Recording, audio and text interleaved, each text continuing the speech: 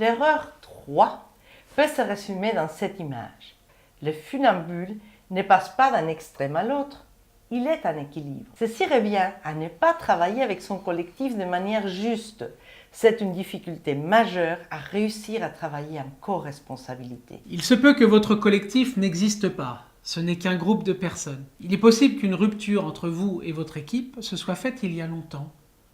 Peut-être que vous n'êtes pas assez impliqué, ou que c'est peut-être eux qui ne le sont plus. Ou du moins, en tout cas, vous avez ce sentiment. Ce sont peut-être vos collaborateurs qui aussi ne s'impliquent plus. Ceci peut se traduire par une déresponsabilisation, où vous, les managers, commanditez des tâches simples, mais sans aucune vision. Ou du contraire, vous laissez à votre équipe toute la direction avec peu de soutien ni coordination. Ici, le manager garde la position haute.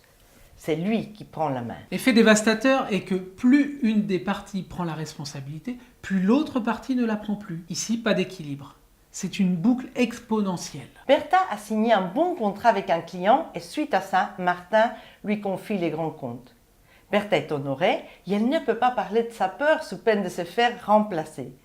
Quand elle revient pour lui faire part d'une difficulté, lui prend la main et négocie à sa place pour les renvoyer ensuite le dossier en entier. Dans cette configuration, les équipes vont être affaiblies, démotivées, sous pression.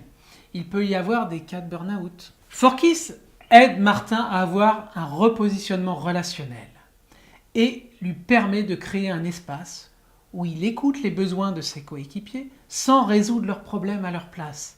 Il va bénéficier d'une stratégie de renforcement de son collectif, recréant ainsi un équilibre dans le travail individuel et le travail collectif. Des indicateurs d'ambiance de l'équipe vont lui donner des informations nécessaires à maintenir cet équilibre.